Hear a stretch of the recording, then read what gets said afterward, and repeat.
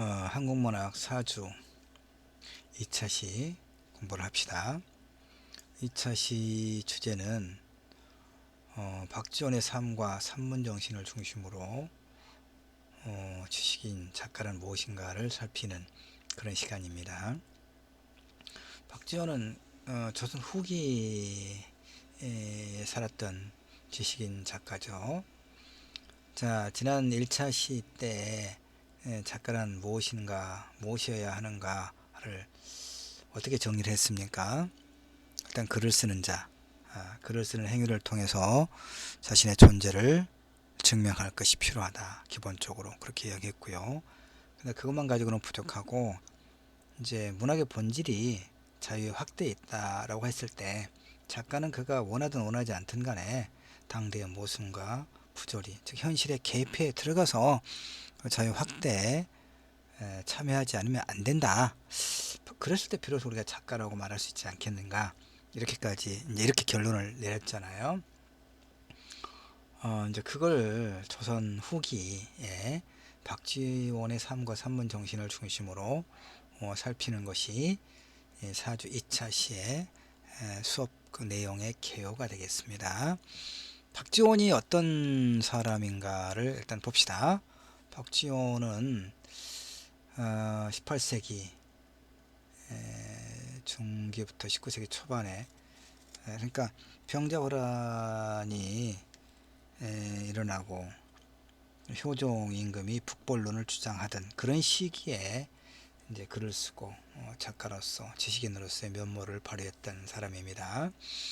허생전이죠. 허생전이 대표적이죠. 허생전. 박지원이 지은 한문 단편 소설 짧죠. 우리가 교과서에서는 이제 우리 현대 국어로 번역되어 있는데 굉장히 짧잖아요. 당대 현실을 비판 풍자하고 있는 그런 소설입니다. 서울에서 태어났는데 원래 명문 거족 출신이었지만 몸도 약하고 집안도 가난해서 몰락한 양반 출신이죠. 몰락한 양반 출신. 공부를 제대로 공부할 기회가 별로 없었군요. 16살 때 좀 늦은 나이에 이제 이보천의 딸과 혼인을 하면서 이제 처가댁의 도움을 좀 받아서 장인에게서 또 공부를 했네요. 보니까 처숙에게도 또 사기를 익히고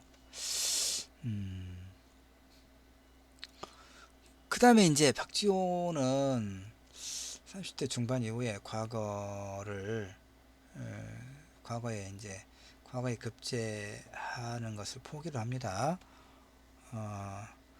이제 조선 후기 되면 이제 굉장히 이런 게 좀 어떤 제도가 좀 문란해졌죠. 당연히 이제 청나라 그 침략을 받아서 병자호란을 겪고 난 이후에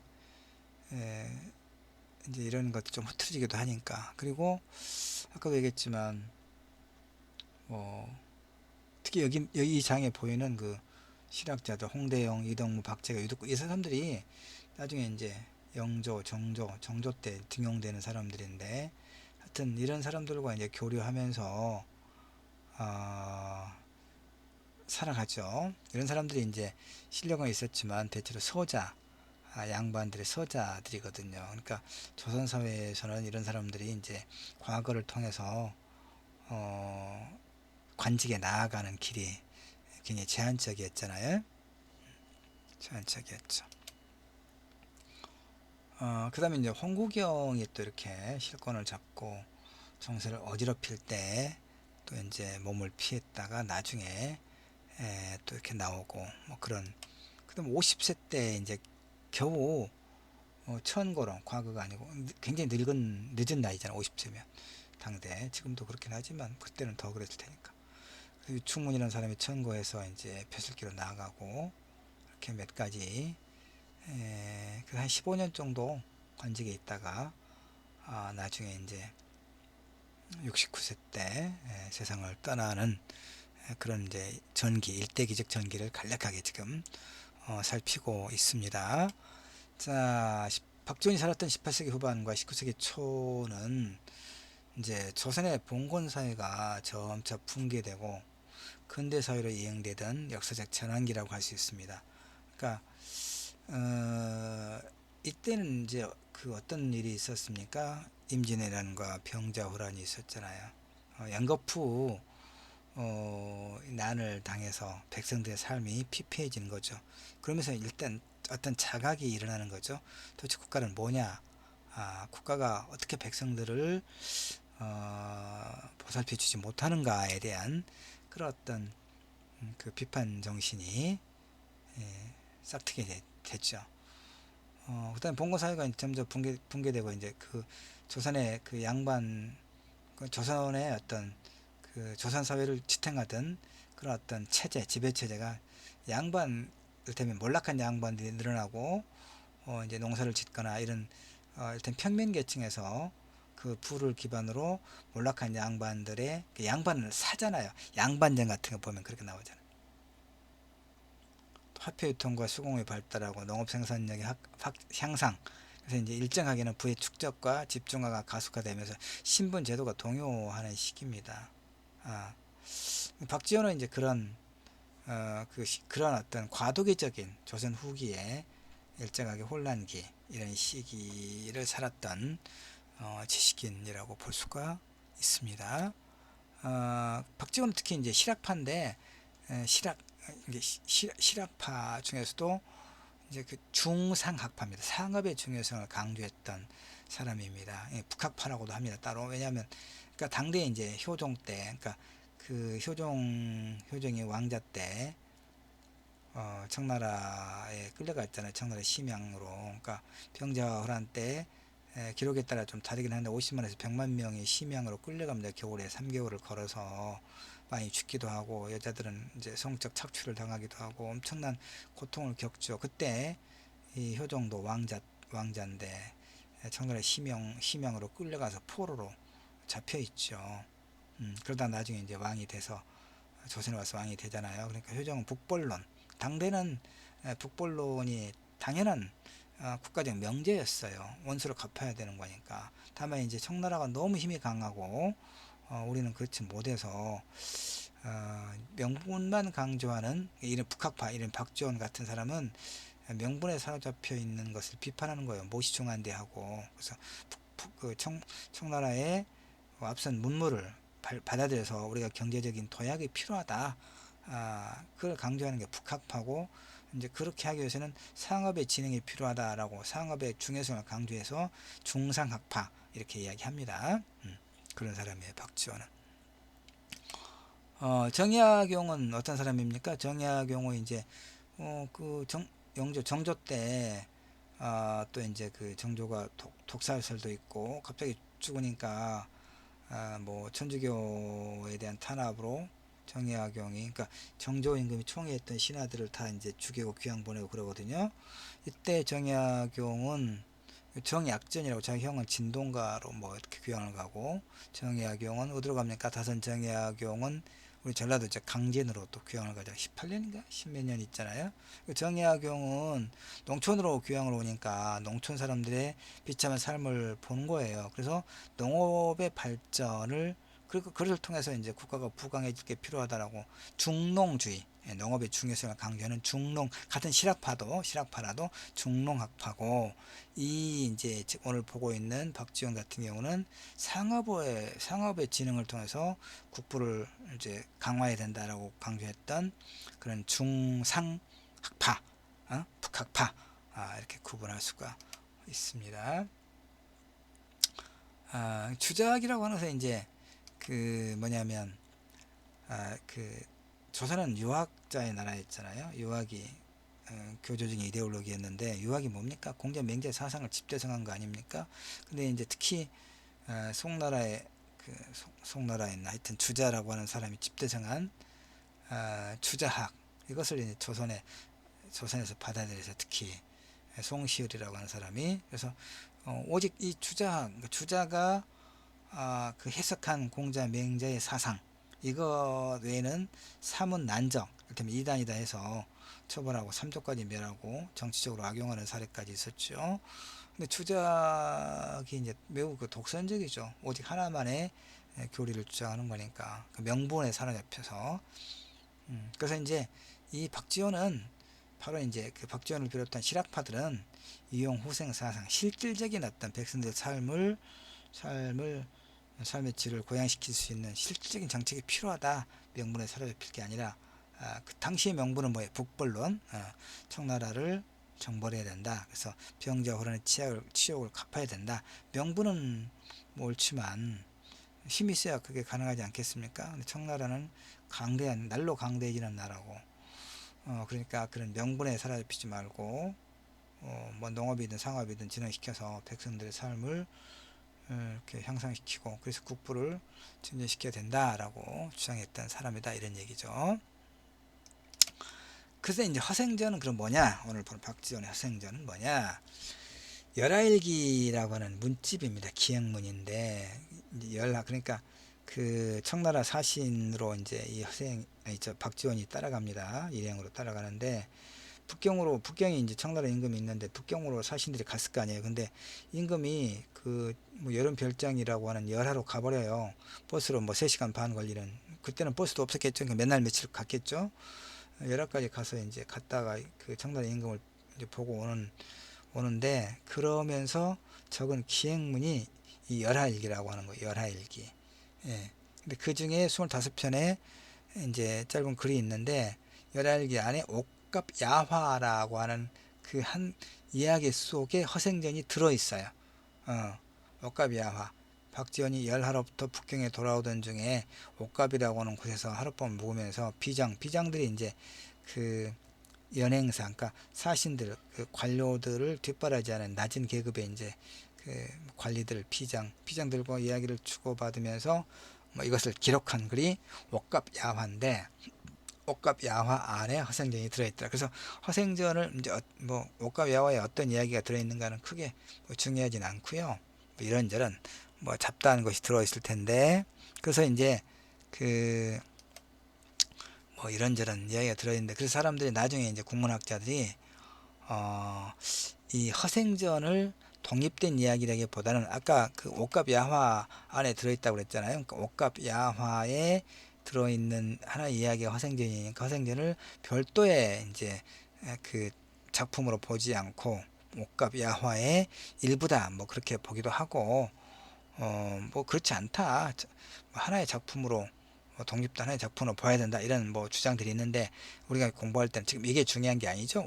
우리의 이제 주제와 관련해서는 뭐 그 학자들이 그렇게 뭐 이야기하고 있는 것은 놔두고 어쨌든 옥갑야화 속에 그러니까 열하일기라고 하는 기행문 속에 25편의 이야기가 들어있는데 그 중에 하나가 옥갑야화고 옥갑야화 안에가 허생전이 들어있다 이런 얘기입니다. 뭐 그 정도만 이해하면 되겠고 허생전의 내용은 뭡니까? 우리가 허생전의 내용은 뭐 알죠?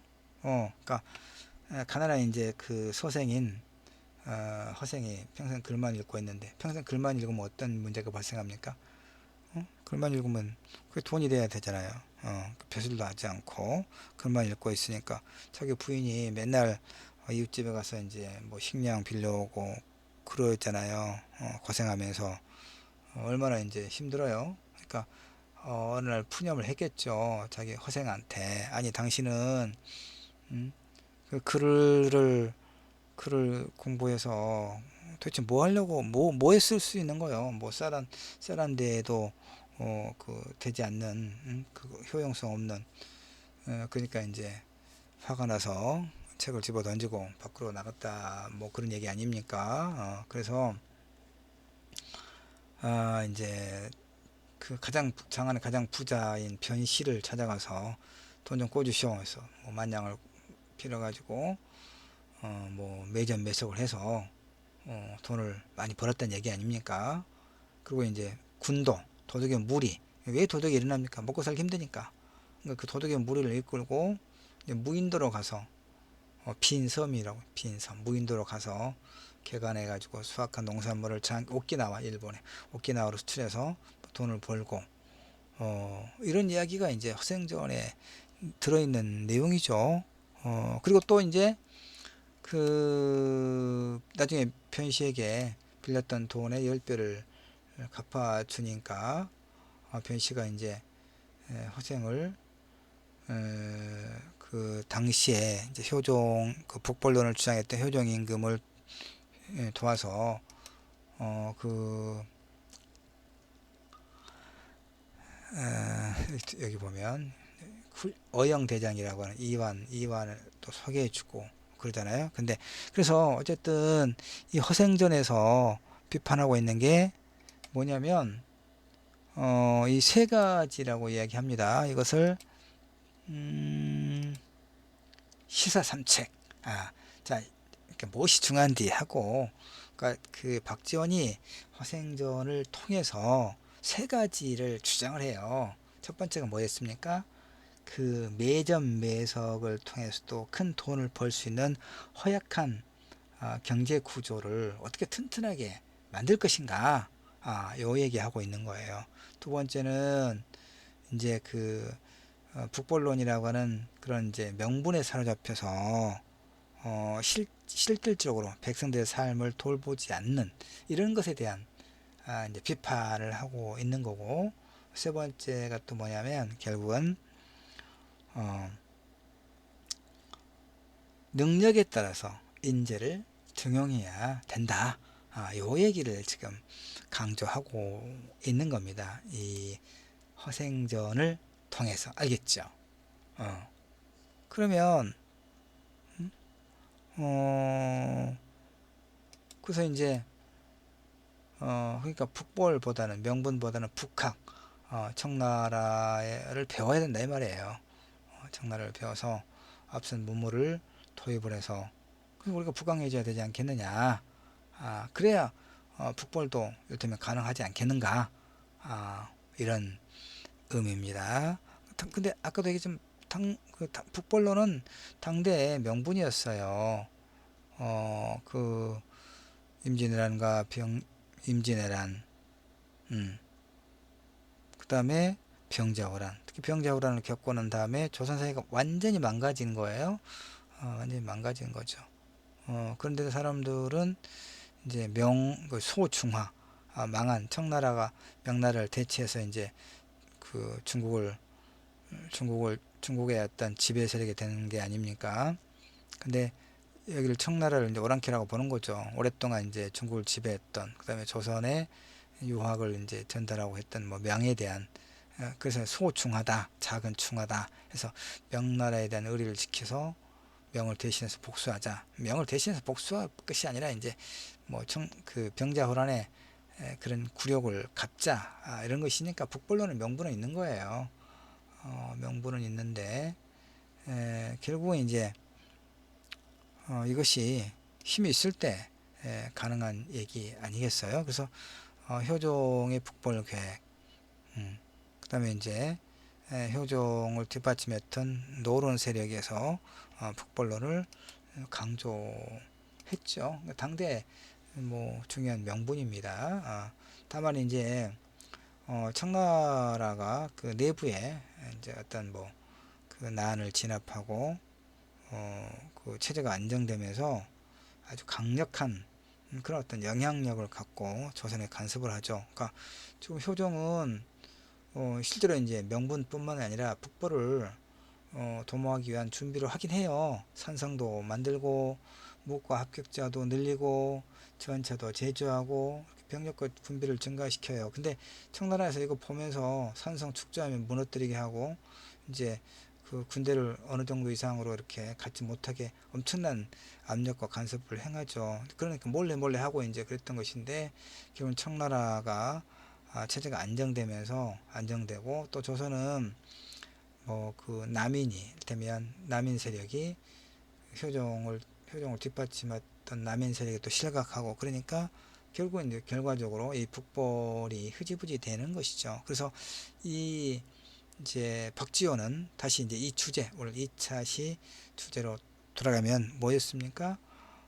작가는 뭐냐? 조선 후기 사회 비판적 지식인이었던 작가였던 박지원을 통해서, 그러니까 허생전을 통해서 박지원은 작가로서, 근데 사실 작가를 우리가 지금 말하고 있는 작가, 글을 쓰는 자, 근대적 개념인 작가가 이때는 그건 아니었죠. 지식인이었어요.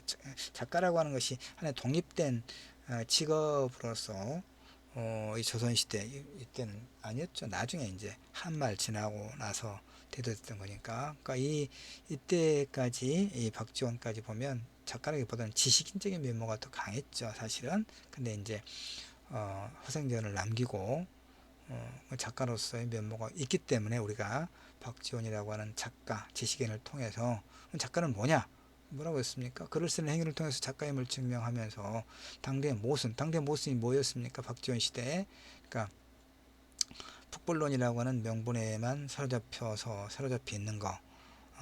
그리고 이제 뭐 당파에 이런 어지러움도 있는 것이고, 그러다 보니까 능력 있는 인재를 고루 쓰지 않고 어느 한 당파에 치우친 그런 어떤 그 인재 등용도 그런 모순도 많이 보이는 것이고, 그다음에 이제 그 청나라에 왔다 갔다 하면서 보니까 청나라는 엄청나게 번영해 가고 있는데 우리는 조금만 그 적은 돈을 가지고도 매점매석을 통해서 어떤 그 경제 구조가 그런 그 굉장히 허약한 그런 경제 구조를 보이고 있는 걸 비판하고 있었다는 것이죠. 그래서 어떤 이영호생 실질적인 어떤 방법을 찾아서 이제 백성들의 삶을 향상시키고 국가의 부를 증진할 것을 이제 요청하는 그런 어떤 비판적인 그 시각을 이 허생전을 통해서 보여줬다라고 우리가 이야기할 수 있겠죠. 그런 의미에서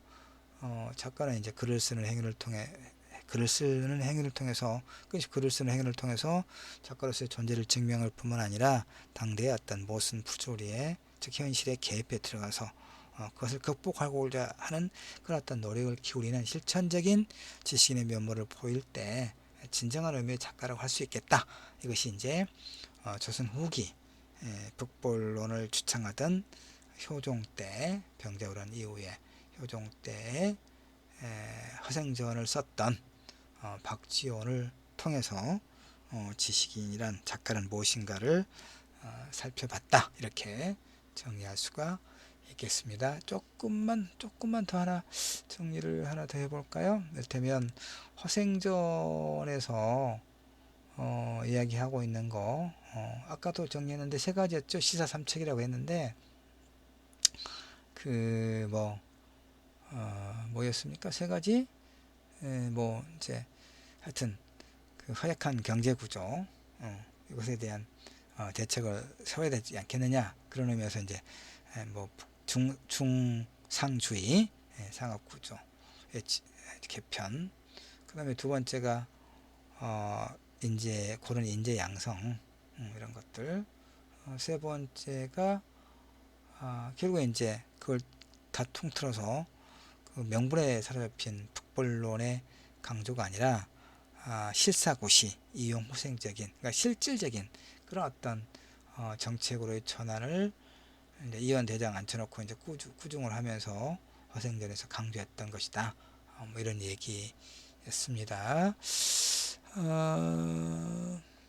근데 이제 그것이 어떤 것과 관련됩니까? 그러니까 누군가가 어떤 주의 주장을 했다라고 하는 것은 그 사람의 세계관의 반영이죠. 그러니까 그 박지원이 허생전을 통해서 강조했던 그런 어떤 실용적인 그 어떤 그 정책의 그 제시, 당대 현실을 비판하고 실용적인 어떤 정책을 제시하려고 했던 것은 그런 것은 박지원의 삶과 무관하지 않죠.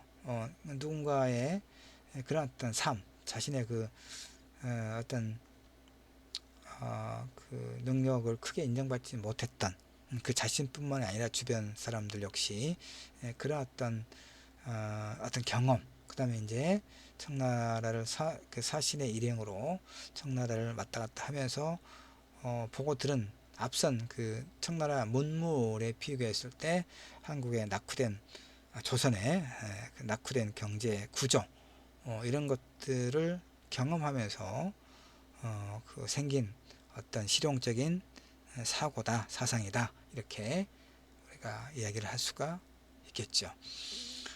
자, 이제 그 2차 시는 이 정도로 하도록 하겠습니다. 하고 3차 시에서는 이제 한말의 정세와 황역이라고 하는 지식인 작가가 또 어떻게 대응을 했는가, 그것에 또 한계는 또 뭐였는가, 이런 걸 한번 살펴보고자 합니다.